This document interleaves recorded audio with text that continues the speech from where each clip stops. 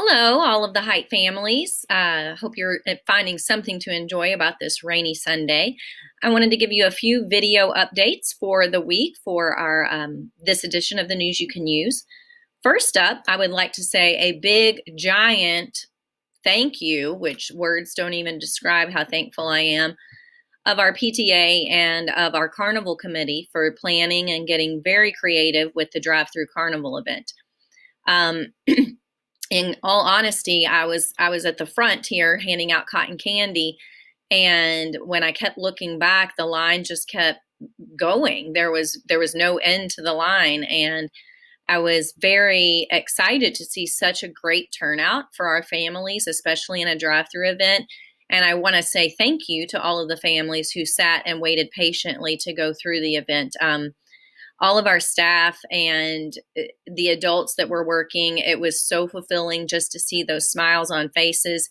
You can even see them smiling through their masks. So we were so excited to be able to hold an event where we could build a little community and bring staff and families together. So big giant thank you to Miss Sturgeon and Miss LaFollette and the Carnival Committee crew for all of their help in putting that together. It was a huge success, and I think now we're trying to consider and planning for the future, even when we come back to in person, maybe holding some sort of outdoor carnival event, because it was truly so much fun and very, very nice to see everyone. So thank you. I'm so thankful for that positive event in our community. So thank you. And the auction is still open if you're reading this or listening to this before 8 p.m. So the online auction is still available if you would like to get on and bid on some of those items.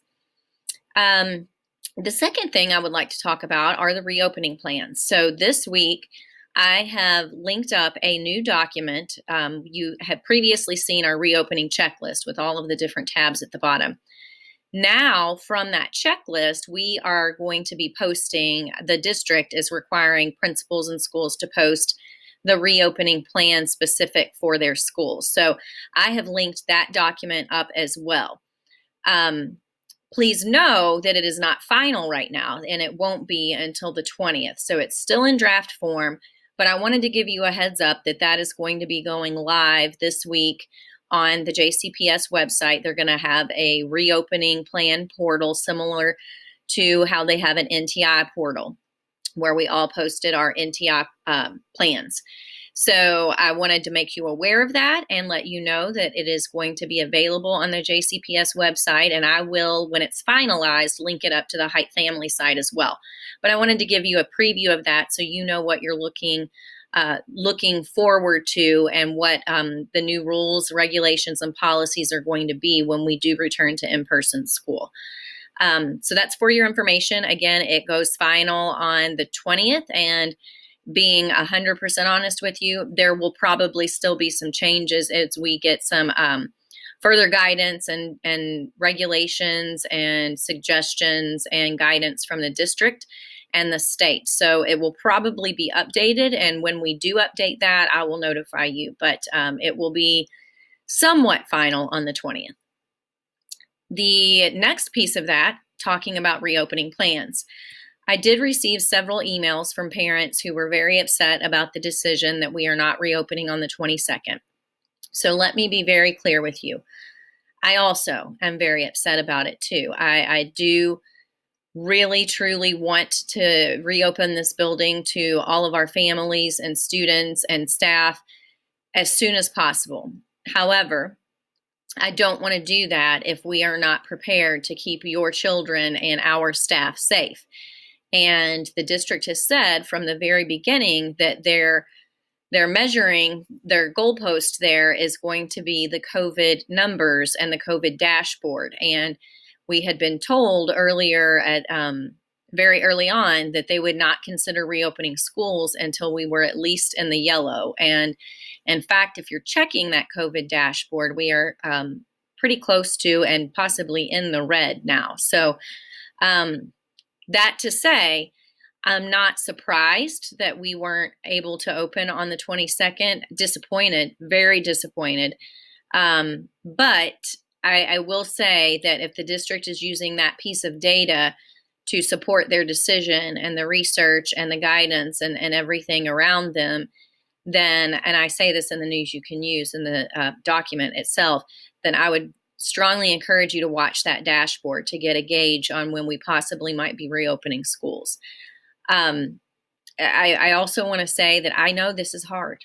It's the hardest thing I've ever done as a principal, and it's the hardest thing I've ever done as a mom. I am a full-time working single mom, and when my children, my own personal children, have to do NTI while I'm trying to work, I get it. It's frustrating. It's very frustrating for both my children and myself to try to juggle all of that. So I understand what it is like, and I understand how frustrated you are, and I understand that you're concerned about your children and their mental health and their progress this school year.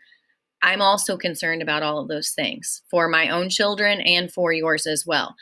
Unfortunately, I don't get to make the decision to reopen schools, and in the defense of the district, I would not want to reopen schools if I felt like I was not able to ensure the safety of all of your children and our staff. So please know that I hear you, and I've shared your concerns, and I'm fighting every day with the district and for your students and our staff, and sharing with the district alternate plans, sharing with the district some suggestions, some ideas on how we can get closer to a reopening date. So I assure you that we here at Hyde Elementary want that more than anything, and are trying our very best to influence a positive decision with the district in that regard. So please do not walk away from this feeling like we don't care, or we aren't trying, or we aren't putting forth our effort. We are. Our teachers were also very disappointed that we were unable to open. And I said this before to them, and I've said it to several people. And I think it's important to let you all know that our teachers have a choice to come back in person or to teach VLA and work remotely. And 100% of our instructional staff is choosing to come back in person, because that's how committed they are and how dedicated they are to your children. And when my boss, my assistant superintendent, saw that survey, he asked me, he said, "What did you do to influence that? And how did you do that?" And I said, "I didn't do anything. That's just how awesome our staff is and how dedicated and committed they are to doing what's best for your children." So I think that that's very important for you to know in these decisions, that in no way, shape, or form are they influencing a decision that says do not open the schools. They want to come back, and they want to come back yesterday. So please keep that in mind, and give your child's teacher some grace when you become frustrated with NTI and with the whole virtual learning platform, because they are equally frustrated, yet they come to work every day and smile and work their hardest to do what's best for your kids and to try to give them the best possible education that they can in a virtual environment. So please know that, and understand that when you become frustrated, and if you need to just email me or call me and vent, you are welcome to do that. I do keep all of your concerns and pass them along to the district level when appropriate. So I'm happy to continue to do that. But I did think that was very important piece of data and information for you to know, and really sit and reflect on the fact that despite the fact that some of our teachers have high risk medical needs, and that they are caring for young children at home or elderly parents at home, not one of them has submitted for remote teaching. Every single one of them want to come back, because that's how much they love and care about your children. Next, moving on, still on the reopening guidelines, you're going to see this, again, the document in there. And JCPS has said that your child may return to school even if you do not want them to wear a mask if they have a medical waiver.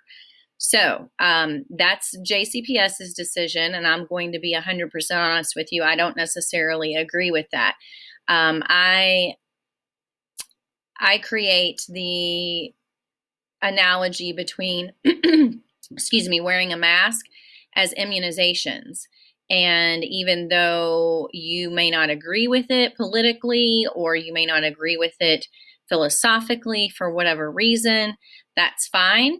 And I'm not saying anything about agreeing with it politically or philosophically, because everyone is entitled to their own opinion. But my opinion is, if there is an opportunity for us to do something proactive and preventative in nature, such as an immunization, then to keep our children safe and every other child in the classroom safe, then that analogy in this situation is the mask. And even though you may not be concerned about your child getting COVID or the coronavirus, if we can do something to be proactive in making sure that we prevent anyone else from contracting the virus by wearing a mask, I think that that is a very reasonable request. So at Height, I'm going to strongly encourage you that if you are worried about that and wanting to apply for a medical exemption so that your child will not wear a mask at school, I'm going to strongly encourage you to consider the VLA option. And here's why. Because we can't guarantee what everybody else is doing outside of this building, who they're around, if they're traveling, any of that nature. And while you might not be concerned about your individual child, there are going to be 20, probably close to 25 kids in the classrooms, and we are not going to be able to adhere to all social distancing guidelines. So when we are not able to do that, they will be asked to wear a mask. We're trying to provide opportunities and movement to open big spaces so that they can take their masks off. And but I do want to make it very clear that if your child has a medical waiver to not wear a mask, it's possible they will not be in a classroom or a space with children who are wearing a mask, because I feel like that is not really fair, and that is unsafe for the other children who might be exposed to a child who is not wearing a mask in their classroom as a medical waiver. And on the other hand, another piece of information for that is, if your child has a medical waiver and you're asking them not to wear a mask, I would be very concerned about their safety too in the classroom with other children who may or may not be wearing a mask. So if you're concerned about your child's health and safety, and applying for a medical waiver for whatever reason that they might need